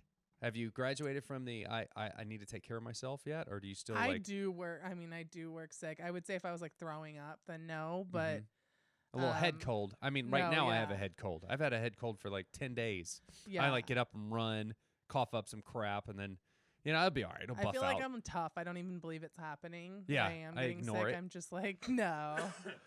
That's and so I kind funny. of try to fight it even more. Like being a girl, I'm just like, no, I'm not sick. I'm here. It's no problem. I'm being like, a I'm girl. tough. How hard has it been coming up in the kitchen as I a feel like- girl, as a female, as a woman, Lady, I'm like, as a lady? I feel like I'm lucky. I've been working with people who see it as a positive thing. Mm-hmm. And have, like given me feedback that they like having me or any woman in the kitchen and they like their point of view and just the way that I do things, or maybe it's the organization or plating or something that they find that they're like, wow, like we're into that. We like that. Like, do you have any friends that are girls? Like they kind of see it and they like it. Like It's such a guy cook question. yeah. You got more girlfriends that like to work in the kitchen, please? But they're not saying it in a way of just like they're hot. It's just like, oh, whoa, you can actually do this. Like I feel happy, and I'm like, whoa, I'm showing you that it's okay. Like I can work here and I can do the same job with you, and I'm not gonna, I don't know, be like what your stereotypical mind thinks that a girl's gonna do in the kitchen. And this is, I don't even know if I, like nowadays, I don't even know if I can, I'm allowed to speak about women working in the kitchen because I'm a man, so I don't know if I can do that. But it's my show, so Yeah. you guys can roast me on the internet. And You can dislike, thumbs down. thumbs down this. However, I feel like, yes, the girls have always, and women, however you're supposed to word it, women have always had to prove something in the professional kitchen to a certain extent. So has everybody else to a certain extent. And I feel like they were, it might have been easier for the guys, but it was definitely harder on some of the girls that we worked with, right, that were cooks. But it was almost like it was just one more, you being a woman was just one more thing they could beat you with. You know what I mean? It was like, all right, so I'm slow with knife skills, right? So I'm not good at knife skills, and I walk into the kitchen and I'm a guy. They're going to beat me to death with crappy knife skills. Yeah. Then like that'll be the thing they make fun of you for. That is the thing that they're going to ridicule you for. And then, like, I felt like some women owned being women in the kitchen, and they were meaner to everybody. Yeah. You know? You have to, like, overcompensate like on some things. There was one lady that worked at a restaurant or at the hotel or one of the places, and she came in and she's like, you just call me grill bitch. And I know it was out of, like, Kitchen Confidential, too. And I'm like, huh? Yeah, you don't know how to, like, do that. Like, what are you supposed to say as the man in the situation? Yeah, like, this is, and I'm like, huh. I think she would have whipped my ass, you know? I just think that it all sorts of characters walk through kitchens and restaurants and hotels. And then, you know, there's always the like if you're in if you're in a hotel, there's the older ladies that worked in like garde manger in the pastry department. And in South Florida there was always a mama. Yeah. They always had a mama.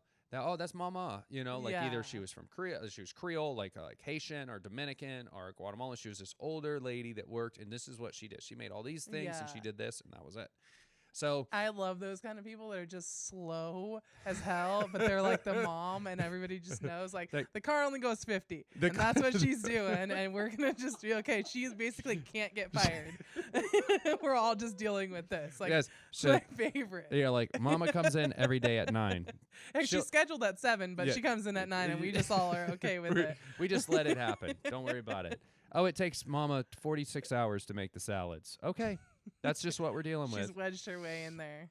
Now, No, I think just on the women thing, I feel like I grew up in a good home where it wasn't like I can't do something because I'm a woman or anything. That just was never even said to me. So I just went out in the world thinking like, what would be the problem? I don't get it. You didn't get it. Like I said, like kind of unconscious about everything. So then I was like going out in the world, and then I started to hear a little bit, and people would say things, and I'm like, okay, but it won't really matter. And then there was like little moments where someone just be like, honey, like stuff like that to me. But it's like, it could have been my age too. Like I don't take it as it's only a woman thing.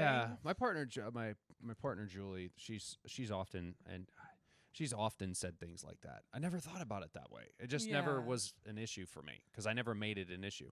And it's like I'd have to let her speak to it, but I know that it's harder for women to get in this to make it as far as guys in the industry. It's there's a lot of like weird judgment where they're just like, are you gonna cry, or like, are you just saying that because you're freaking out because you're emotional? Do you know how many guys I've had cry? Yeah. Like, I mean, there's like no crying in the kitchen, but there's crying in the kitchen. Yeah. Everybody's broken down at some point, or you just haven't challenged yourself enough. You know, I mean, and I definitely feel like there is kind of like an armor. Like I mentally, like, as much as I don't feel like I have to, I kind of like go in knowing like I'm young, I'm a girl, I have to kind of like you got to saddle up. Yeah, and just you got to cowgirl like, up. Tough about things, and we say cowgirl here, Lainey and Gina. I mean, like toughest women out there, you know. And you know, I got 3 boys and a girl, and I'm like, you boys need to cowgirl up.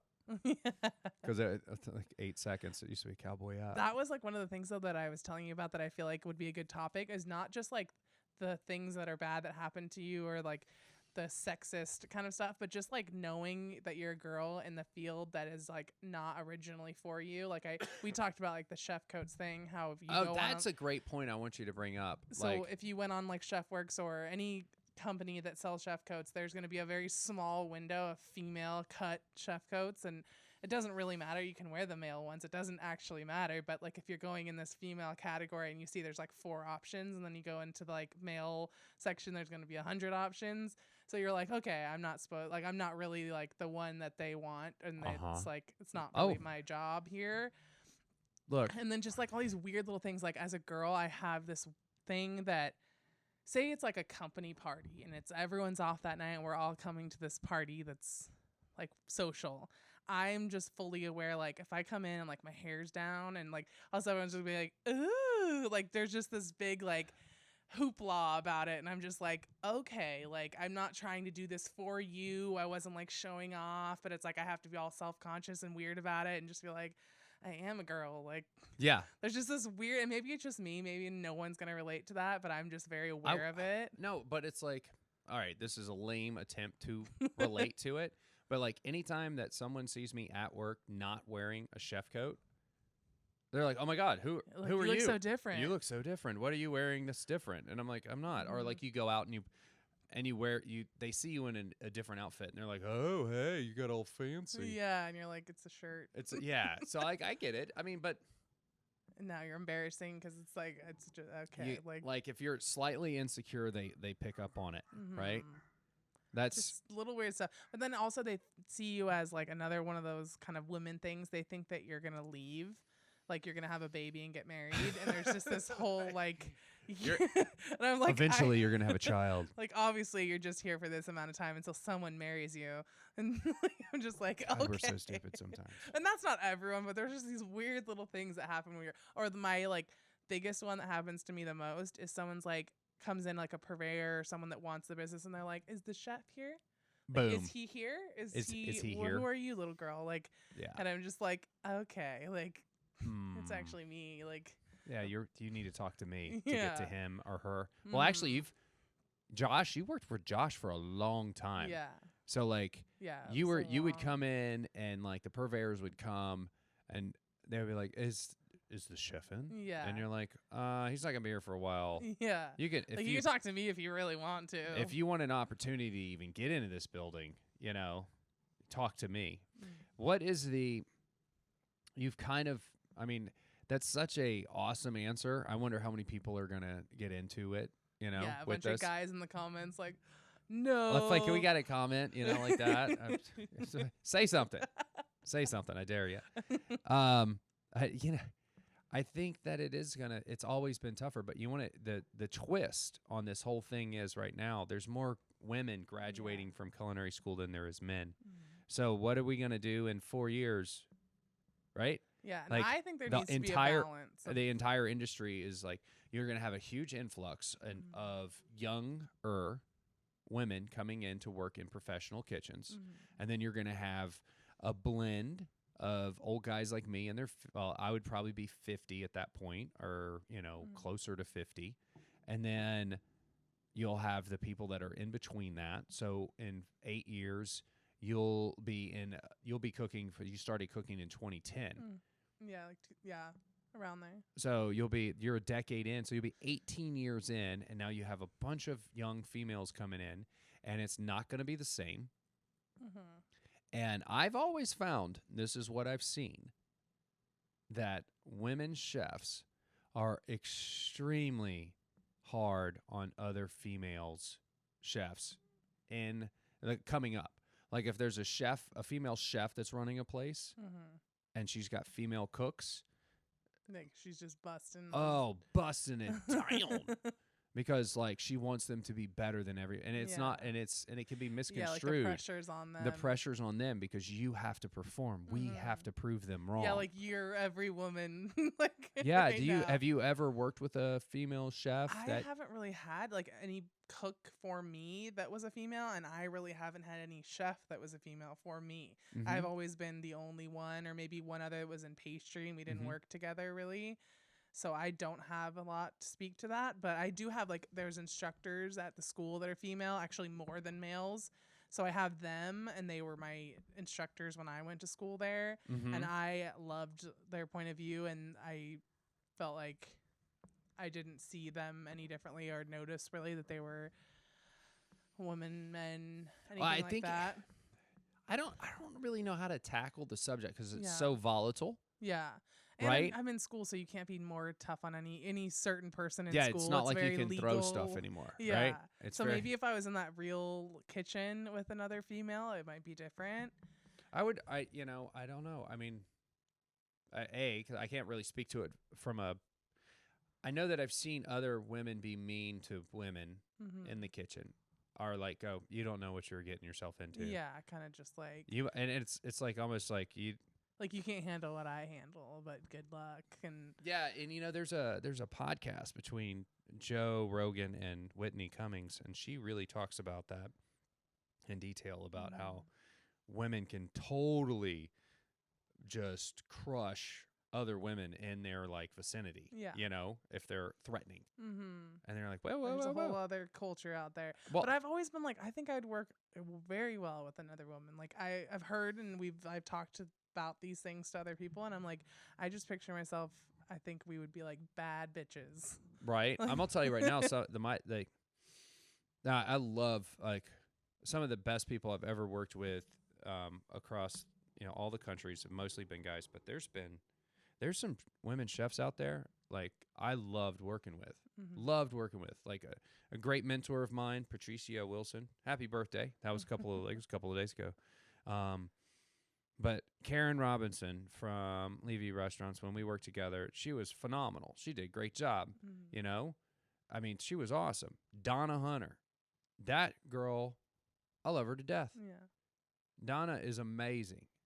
She was the best partner chef I've ever had. Like from a standpoint, Matt, you're still great. Don't get upset if you actually listen to this. But like Donna made Matt better. Donna didn't give a shits about nothing. She made everybody better, And I just talked to her not too long ago, but she was phenomenal. And she had such a perspective that we did not have.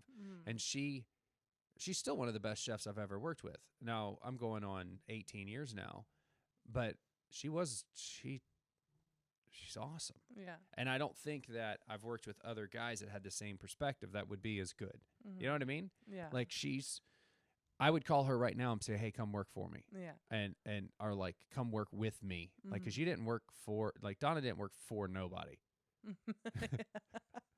That's awesome. Yeah, she's such an amazing person. So I really think there's a place there, you know? And I think that I hate people that are so, I mean, I was an asshole growing up in the kitchen in the beginning. Then I realized, man, I got to not be this guy. Yeah. And I tried to like focus on it later in life and try not to make so much of a hard ass or mistakes. Yeah. Now, as speaking of mistakes, what is the biggest mistake you've made that you've learned the most from? I mean, there's a lot of stuff, little things here and there. One time I ordered, and this was just back not knowing anything about ordering. Mm-hmm. And I remember I was with Josh at Solani's, and I ordered, I don't even remember what the amount of morel mushrooms for something that we were doing, like dried morels, and it was almost $2,000 worth, and I just was wrong on the amount, whatever it was that I was ordering. Like, imagine that coming through, $2,000, and it was like just a million things are just like, oh my God, what's happening? Of course I could send them back and all that stuff is there, but just like, I fucked up so bad. And I was like, I don't even know what I was doing. Like, he was giving me opportunities that I was just I didn't know what the hell was happening. And I was just throwing numbers out there. And then we ended up like using them. We ended up like keeping them, using them, running them. And we had a lot of stuff going with them. We had a big event. We had a huge event for like 1,000 people we were going to use them for. So everything worked out, but it was a major like learning experience for me where I was like, okay, that's huge. That's a big mess up. That's a lot of money for a restaurant. I mean, I'm sure you guys run a lot of numbers there, but for a standalone dinner restaurant to spend $2,000 on mushrooms in one day, is $2,000. It's just like for real. Who the hell are you? And just a million things like ordering. He taught me so much about like just looking at things and actually knowing the case count of things, and a lot of little mess ups that I had there I can think about, and I'm like, oh, cringing about them. And just now, what would you tell young cooks, male or female, or just female, or just male, however you want to do it? What would you tell them that if you could, talk to the younger self of a decade ago and say, hey, this is what you need to really watch out for, you really need to pay attention to? What would your message be to those cooks? I would say treating it like two separate things. One is that it's your restaurant. Pretend it's yours, and every decision that you make, it's your restaurant and it's your money.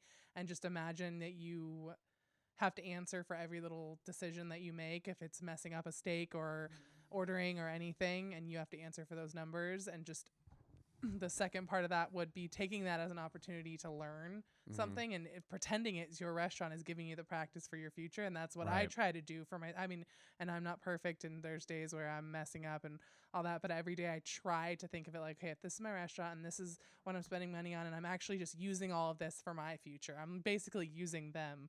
Like, I'm not worried about my paycheck and my title and stuff, because I'm using them right now. Like, I kind of flip it back, and I'm just like, I got to like do all those things and kind of mess up on your time a little bit. Like, it sounds horrible, but no, I was it's not using horrible. them. That is exactly, and I want you guys to hear that. I want you to rewind that and listen to it over and over and over again, because I often say to people, I'm like, why don't you learn on my dime? Because I know that when I was coming up, I'm like, I'm learning on your dime, 100%.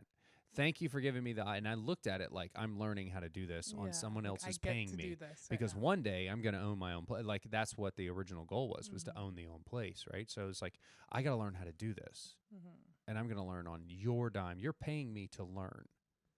And if you could do that with everything, imagine if everything that every day you got up, no matter if it was your job or another place, and like you're paying the bills, but you're like, I get to learn on someone else's dime. Yeah, and it's like everybody wins that way. Like, you win as the cook turning into a sous chef, your boss, your executive chef wins by your work that you're giving. It's just like, I feel like it's a very good circle for everyone if everyone could have that mentality.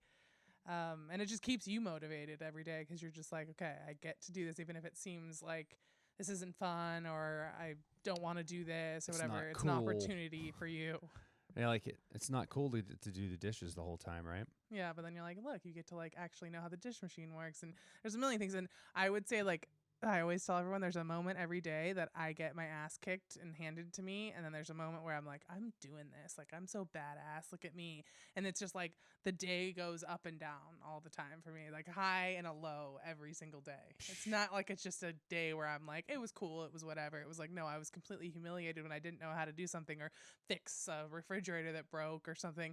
And then there was a really good part of the day when I ran a special and it sold out and it was the best thing anyone's ever had. Like there's just a high and low, and it's like rewarding, but like humiliating. I love the fact that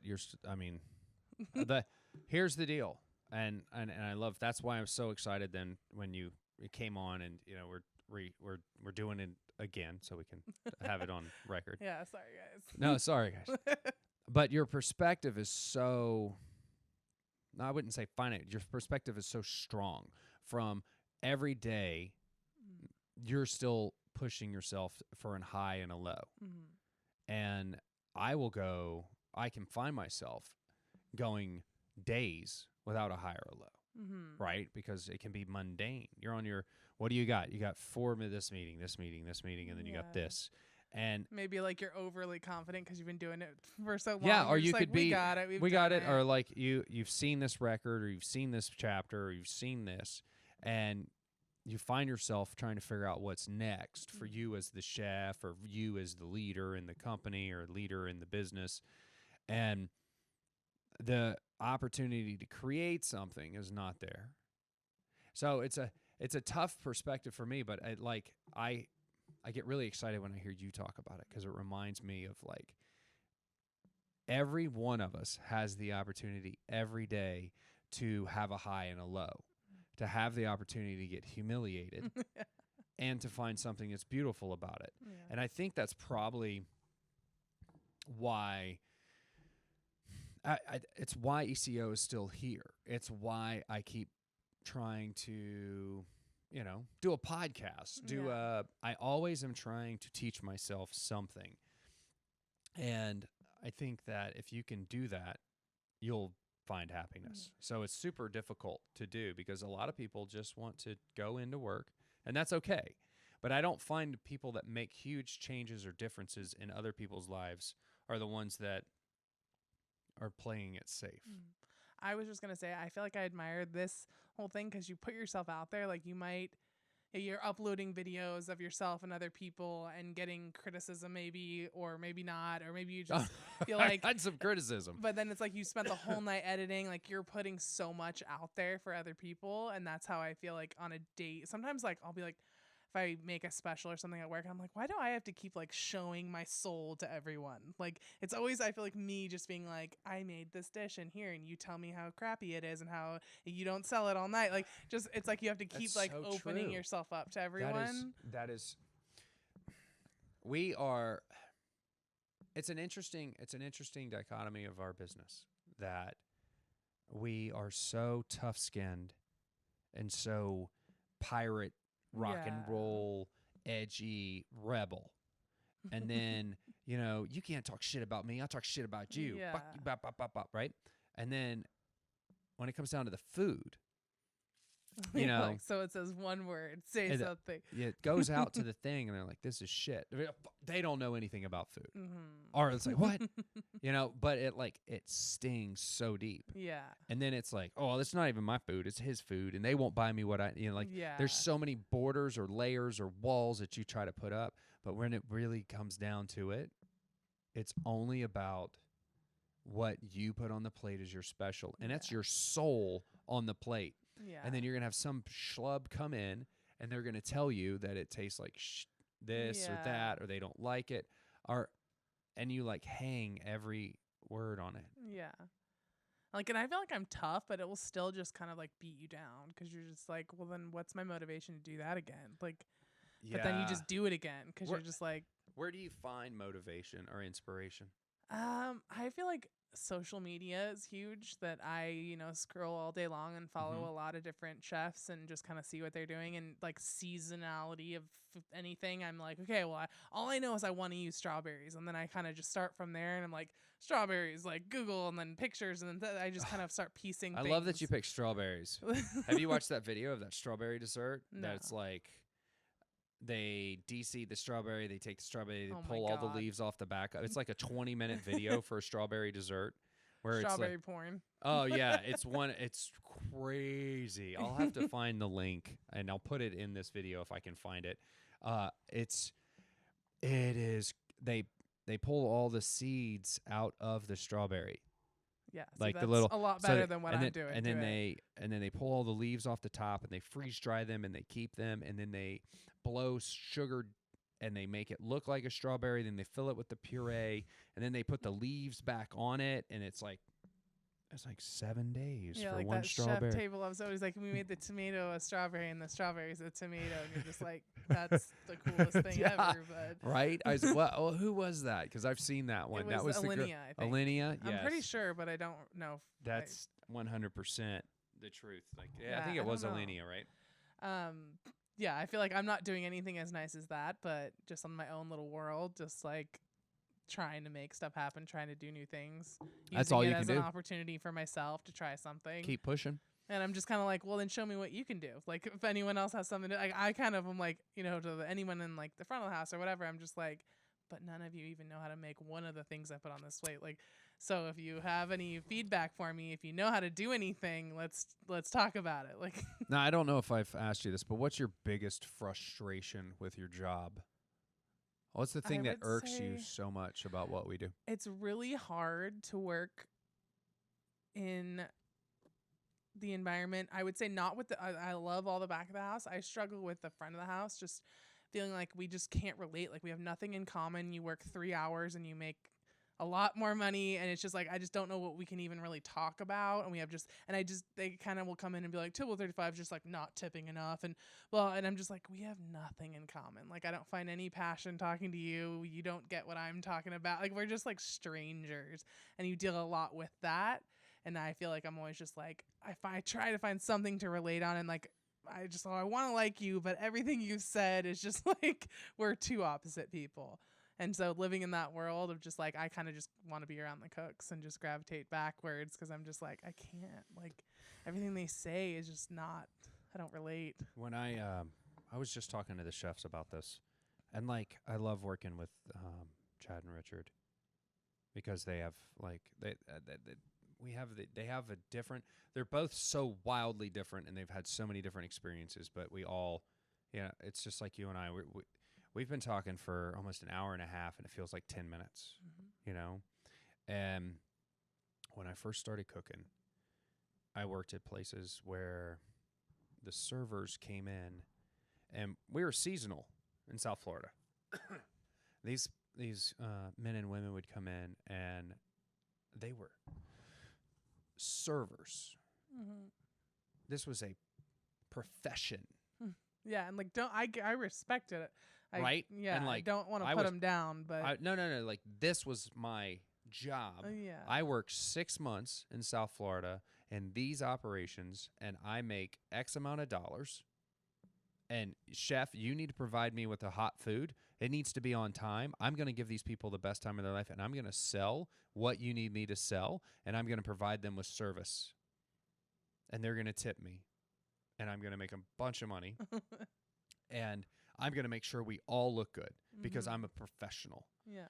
And then you come across that was very prominent in some of the first places I worked. Yeah. And then and then as time has gone on, it's almost like 20% guaranteed mofo. Yeah. Yeah. See, I crave the first person that you're talking about, where it's just like, that is their life as well as this is mine, and we both get each other. And they're like, I come here and I go there. Recently I just did.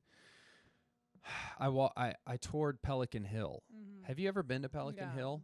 I've never. That was my first time. Yeah, I've only been once. Okay, so Pelican Hill is a resort golf club in Southern California. For you guys that don't know, you can look it up and look at pictures. Yeah. And It's like up on a hill, like it's Italy. they're so damn gorgeous. I have pictures. I put it on my Instagram live or my live story, so it's probably gone. It's just amazing. insane. Like It's- I don't even know what a room is a night It's there. well, hold on a second because you're just like my ignorant ass. You ready? Because I was like, oh, how many rooms do you have? And I was told, I'm sorry, we don't have rooms. We have villas.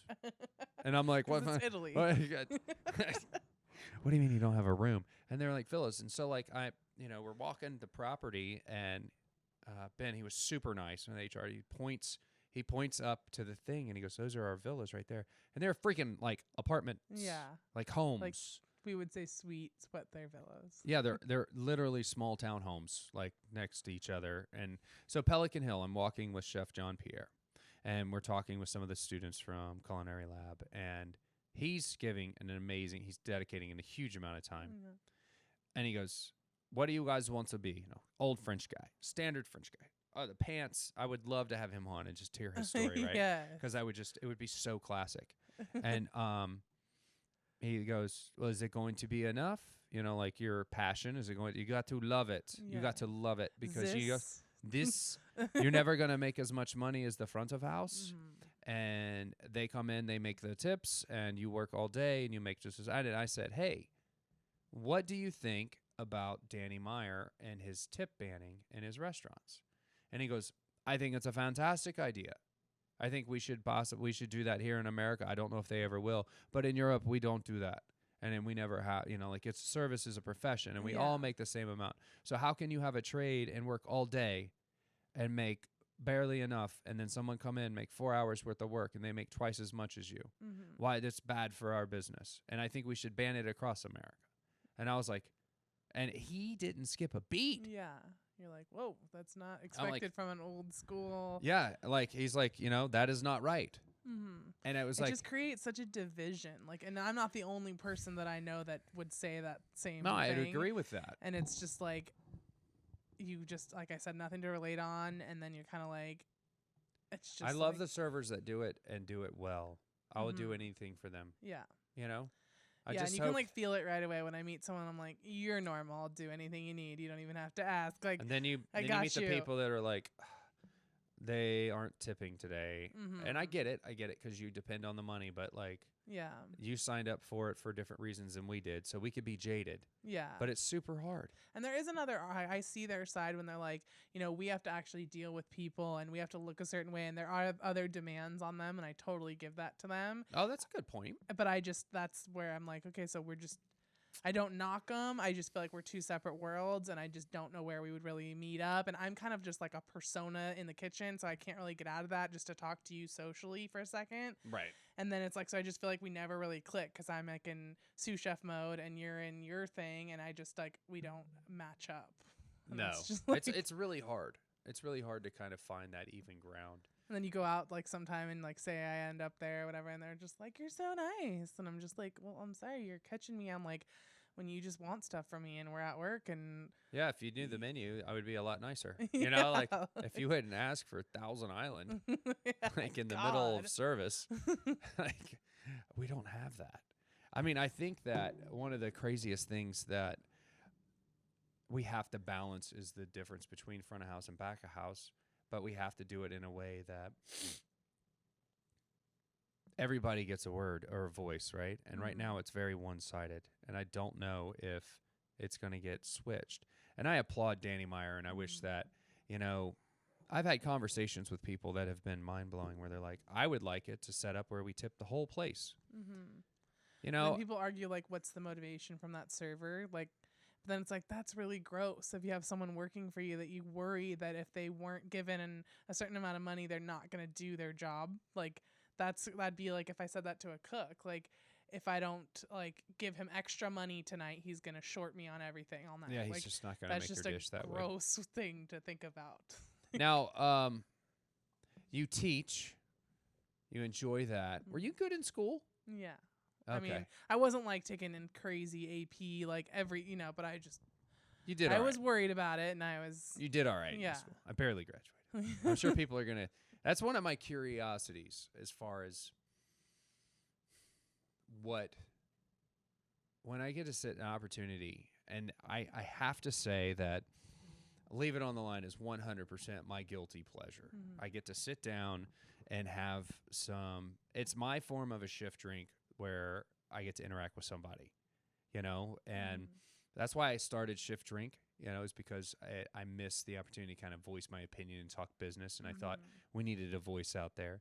But Leave It on the Line for me is where we get to kind of dig in, sit around a bar or prep table, and drink a little of your favorite drink or not, and just kind of talk. And it's interesting to see the different walks of life and just the few people that I've talked to so far. And I was a horrible student in high school, and it got better and better as the years went on. And then when I got to culinary school, I was night and day Yeah, of 'cause you're what. actually into it. Oh, into it was not the word. Like obsessed with it, Yeah. and it paid off in the long run. I was always obsessed with doing things that way, like as the best as I could. I love teaching where I went to school because it's such a fun. Like I've taken the classes that they're in right now Right. because that's where I went to school. Mm-hmm. And so like I'll sometimes bring in like my project I have still, and I saved everything. I have notebooks from And Johnson just and be like, Wales. look, like I still do this and I still use this, and you're right in it, and you're gonna like take these things, and it's like really enjoyable for me because I was right there. We have something in common already. That's so cool. It's definitely, I bet, odd for them just Mhm. because they're like, who's this young lady teacher? Like, I love teaching, and I have a big problem with teachers, and I'll be the first one to say that. Like, I hate. Excuse me. I hate. I hate power trippers, and I guess I don't like myself that much, but like I hate the non-reality of like what teachers can sometimes possess, right? Where they're like, this is my world and you're gonna live in it and blah blah blah. But like they have such power, and they have so much. People look up to them so much. Yeah, there's definitely. And it's like you have an opportunity to make a difference, and the only way you can make a difference is be vulnerable. And I was just listening to this podcast this morning. Called Impact Theory. If you haven't ever listened to it, you guys should check it out. It's Impact Theory, Tom Ballou, and he was talking to Judah Smith, who's a pastor, and he's like, he wrote a book, Jesus Is, and in this thing, and these introspective, that's kind of like the Impact Theory is kind of like what we're doing here, but this is for chefs and people that work in our business, and these people are like changing the world. We're surviving it to a certain extent, but we're making a difference with our people. We're commiserating. Yeah, we're commiserating, and he's like inspiring. But like what he said was like you have an opportunity to be vulnerable with your family. And as a pastor, he found himself that a lot of pastors would, and whether you believe or not, this guy is a phenomenal speaker apparently. And I'm going to go back and finish the 25 minutes, but he said, the reason why I'm so impactful in my church is because I'm vulnerable. Yeah, like show your human side. And that I live with them, next to them. And it's so hard for a chef to be vulnerable. And it's something that I think that's why I love the teaching so much, is because I don't leave anything on the line when I go into that room with them. Yeah, I'm swearing. I'm 100% the most authentic person that I can be when I'm talking about, because these aren't culinary classes. This is a speech about like what are you going to do when it's time for you to run a business or something. It's a mod is what we call them, but like the experience is like entrepreneurship, marketing. And I'm like, okay, you want to talk marketing? You want to talk? Like, let's get real. Let's get real. And then we have some experts talk. And then I'm like, okay, I've been practicing marketing with this. And here's what's worked for me. And now what do you want to do? Here's what blew up in my face. Here's what cost me $4,000 or $6,000, whatever it is. So like the more vulnerable you can be in your experience. And I think that that's really hard on chefs. And I think that we're trained to be impenetrable. Mm-hmm. And I think that is kind of a mistake Yeah. because there's a lot of people that would probably listen or flock more. And that's what Judah was saying, is there's a vulnerability that you need to allow to happen to be a true leader. Yeah. And you got to take the good with the bad. And I don't know, I think that's what I'm working on as that next level chef. Like there's got to be a amount of vulnerability. Like creating your new like chef brand that's not the one that was your boss, but you're 100% like, taking the little parts of everyone. Yeah, I mean, there's things that are changing. There's people that are changing. There's millennials. There's XYs. There's whatever you want to call it. But I think from a mindset, we're all a little bit changed, and sometimes conflict is needed to provide the best change. Yeah, and it can be daunting to be the leader. But the teaching thing just like feeds my soul. Like you get to be around people who actually like they want to do this. Like that's not always in the professional kitchen. How many that's students, a job to a lot of people. Yeah, because it becomes beaten out of you. How many students that you see that come through that you're like, like I'm doubting their not doubting that they love it, doubting that they're gonna make it. I would say maybe one a semester that I would like kind of like be concerned, but then somebody surprises you. Like I was a little bit weaker of a person in culinary school, so if I really sat with my teachers and was like, what did you think of me? I think they might have said like, I didn't know if you're going to make it. Like that kind of was me.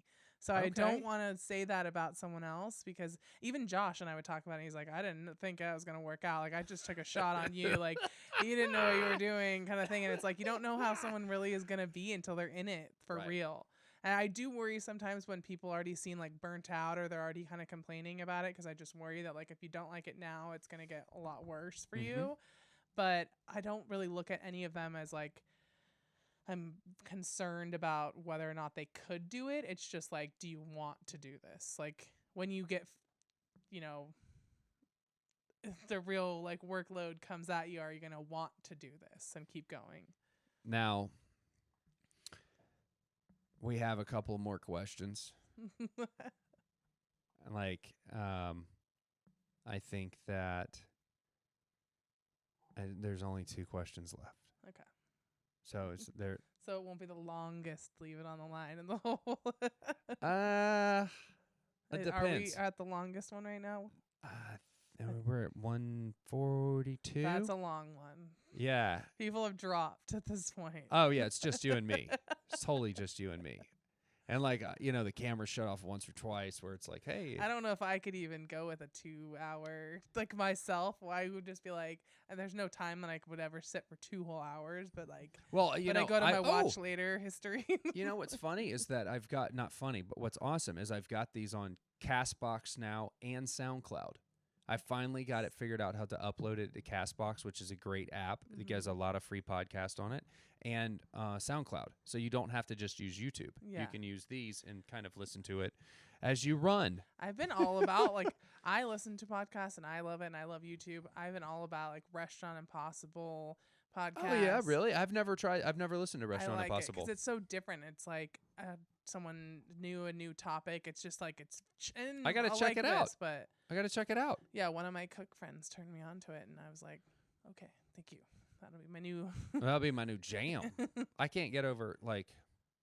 I've got a very strong obsession with Joe Rogan and his podcast, and his little clique of homies like Tom Segura and his wife Christine P. Pazitsky from Your Mom's House podcast. I love them. And then, Joey Diaz and the Church of What's Happening Now. Oh my God, this guy. I love like those donezo. And then if they have Eddie Bravo on and the Big Brown and the Fighter and the Kid, I'm toast. Like I'm stuck. I'm just listening. I feel like I could be. You find when you're like, how did I ever go without you? Yeah, I got a big thing for. My man crush right now is Joe Rogan, 100%. Like the UFC, the stand up, like all of these things were my super passions back in the day. Anyway, before we go on about my man crushes, let's get it. Like when I feel when I made it, I feel like I made it. It's like when Joe Rogan's sitting across from me and I'm at his studio. And he's like, so JoJo. And I'm like, You won't be able to handle that one. That's your man. No, it'd be over. Over. Like things, things have gone crazy. I've sold a lot of T-shirts. No, I made a big difference. And you know what? It's actually funny as I say that. I sold a lot of It's really not even about the T-shirts anymore. Mm-hmm. It's just about. Gina and I talked about this, especially after Lainey going through her illness and her battle, and it wasn't really a battle. She made it look like a picnic, and it was just kind of like just super scary for us. And I was like, you know what? Yeah, like you're panicking. Oh yeah, it was horrible. It was really tough, and I was like, fuck it. Yeah, I want to do E.C.O. The way I want to do E.C.O. Yeah. And the way I want to do it is I want to do podcasts, and I want to do interviews, and I want to do shift drinks. And if people want to buy a shirt, buy a shirt. Yeah. If you want to support us, you want to wear one of our hats, because you know what? We're not any of the other guys that are out there doing it. We're just us. And if you like it, get down. Yeah. If you don't, hit dislike, hit unfollow. I think it's a lot better the way you're doing it and having like kind of a heart involved and like people and personalities and things like that to kind of hold on to, because there's so much like competition, not just like chef shirts but there's in a lot, everything in the world. But just in life. Yeah. So I feel like it's nice to kind of like grab, and you're not purposely trying to grab people, but it like keeps them with you. Like you feel like, there's people that I watch on YouTube that I've been watching for 5 years, and I feel like I know them because I know like things that they've posted, and I'm just invested. And I feel like people probably get that way about you guys. Well, I mean, here recently I was going through some really deep thoughts about what it's like to be a chef and what chefing is, and I had to make some decisions, and I got so many really out of the blue texts. And I mean, like, typically, when I started doing the shift drinks, I got a lot, and I still got to get 1 or 2 every week. Mm-hmm. And it's like, hey, my chef's going out of town, and I need to be there, and it's the first time I want to run the kitchen without him there. What would you look for? And I'm like, whoa, okay, cool. What? And then we create a dialogue and we check, and then I try to remember to check on them. You've like done a good job of like humanizing, like we talked about before, where you're like you said you were actually trying to do that. And I feel like even just like you post about like what kind of shoes that you were looking for. And a lot of chefs I work for are really macho, and they wouldn't even admit that they buy new shoes. Like they're just trying to be like, I'm a superhuman. My shoes are here. Like they don't even want to talk about things like that. Like honestly, that's my experience in a lot of kitchens. A lot of people don't openly talk about anything, even if it's shoes. It sounds really dumb. You're like, well, why would they care? But it's just like this weird ego and this like bubble that they want to stay in and not admit that like my feet hurt sometimes and I should. Do you know how hard it like? Okay, so 100% shout out credit to Gina. She's like, you keep complaining it's time to buy shoes. Do you know what? We should ask other people what kind of shoes they buy, because it would be good for us to hear what other people are wearing. Yeah. Because maybe you'll find something. And I'm like, well, shouldn't I already know? Yeah. Shouldn't I know what kind of shoes I like to wear? And then I'm sitting there thinking to myself, like you're wait a minute. Human. Wait a minute. How many pairs of shoes could I have possibly purchased? Even if I buy shoes every 6 months. How many shoes is that? I've been doing this 20 years, 6. That's and like that's maybe 40. You were buying the wrong ones. 40 pairs of shoes. What if I bought the same shoes at the same time? And then I was like, God, just get over your damn self. You can't be you can't. There's no way. And then you realize, you know what? Screw it. And I've gotten a lot of lists, and I actually forgot that I wore Mozos for like a while because we got a free pair when we did Taste of Derby. And I was like, oh, yeah, I didn't like the way that those Mozos, they were designed by Marcus Samuelson. It was his. I have a pair. And it was like the rubber ones, right? Mm-hmm. And I didn't like the way it fit my particular foot. Yeah. So I'm super ecstatic about asking questions because you know what? I think there's 3 or 4 follow comments. And I'm like, what is this follow? And Gina's like, you don't know what that is? And I'm like, no. And she's like, no, the people just write that. So anybody that makes a comment, they can see what kind of shoes they're asking. No, yeah. And I'm like, I read through I was just like, I don't have anything to say because everyone had already said the 3 things that I've ever worn. Well, so what have you worn? I've worn, well, actually, I should say fourth. I've worn Crocs. I've worn the like Mozos.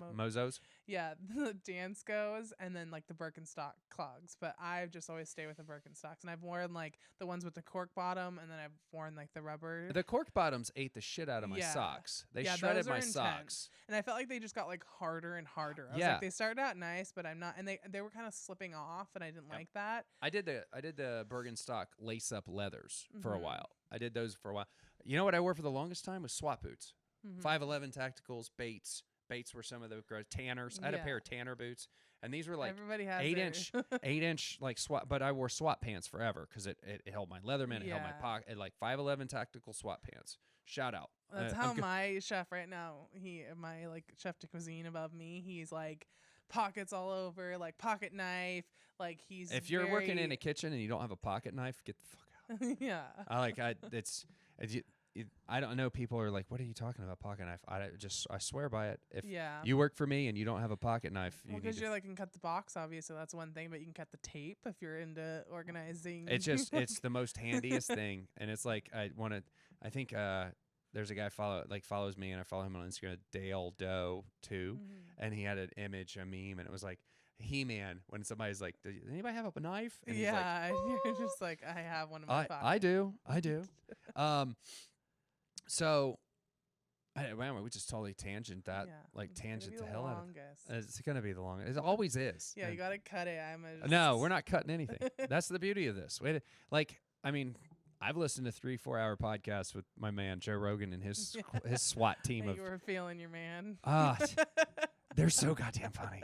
They're so funny. And it was just, they have a good time and they laugh. And this has been a really good conversation for me. I can't thank you enough for coming on.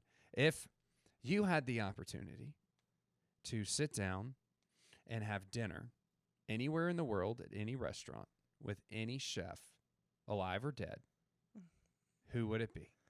Okay, yeah, we talked about this one time, and I said April Bloomfield because that's my favorite chef, and that stays. That stays. But the restaurant that immediately just popped in my head is, it's called Beer Belly, and it's in Koreatown in LA, and it's the best place in the world. My best friend took me there, and I just fell in love. Like, it's so simple. It's like gastropub, but just everything. It's like grilled cheeses with maple syrup on the top, and just good ingredients, good, fun, fattening, bacon fat, duck fat, just stuff like that where you're just like, I feel disgusting, but I love it. Love it. Good beer. Like, it's just a good atmosphere. So I feel like she Beer would Belly. fit there, and it would be a good time. April Bloomfield. Beer Belly. Beer Belly. Awesome. I feel like anyone else you have on here is going to be like Alinea and 11 Madison Park, and like just a lot more refined answers, but I'm going Beer Belly. I think that, they've all been some really good answers. I think I like Chad's with Bocuse at Alinea. He did say Alinea and Bocuse. Yeah. And I was like, well, that's pretty good. Yeah. It's pretty good. And maybe if I sat and studied the options, I might go for that. But just immediately my heart went to Beer Belly. So I think it's all about where your heart goes, because that's really what kind of got us into this boat anyway. And the tradition of Leave It on the Line, the last part of the show, kind of like my toss out to, hot ones where they've eaten all the hot wings, but you've actually sat on the microphone with me for almost 2 hours. You get one shot to kind of leave a message, and we'll have you on again. You'll get another shot, but I want you to leave a message with the fans or the people that listen for our podcast, and the people that are coming up. What would you tell them that they need to really focus on to do different before you go? Is there anything that I want you to leave it on the line, your goods, bad, and the ugly of what you would want to kind of be known for? I would say telling people communication, working on myself and anyone else that I work with. I feel like that's one where we lack a lot in the kitchen. Obviously there's verbal calls, but lists and things like that, just better communication, better when you're requesting a day off that's not on a little crappy napkin, just things like that, just organizing yourself and communicating better. I would say I want to work on that, and I think it'd be a good thing for the industry as a whole. Right. And then I would say the thing that I like really took, and Josh is really good with this, like having a sense of humor and just not being so serious about it is something I honestly struggle with. Of course, I have fun and there's little moments that I laugh, but then it's like I get really, really too serious. Like it's the last meal. Because someone once told me, like, what if it's their only meal that they're going to have all year? And I just think about that all too much, or I'm just like too much pressure about it. And that's all you're Take thinking it to about. heart. It's all too much. So I would say, like, have a sense of humor. Life is short. I would want to have more fun and have a better balance. You know what? I think that in life, you can't leave anything else on the line besides have more fun and make sure that you're enjoying life, because that is really the balance. Mm-hmm.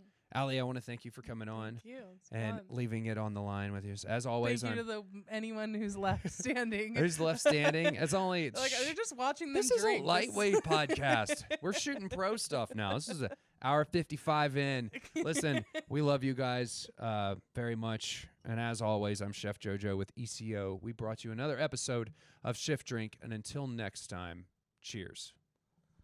You gotta have a good like outro. Right.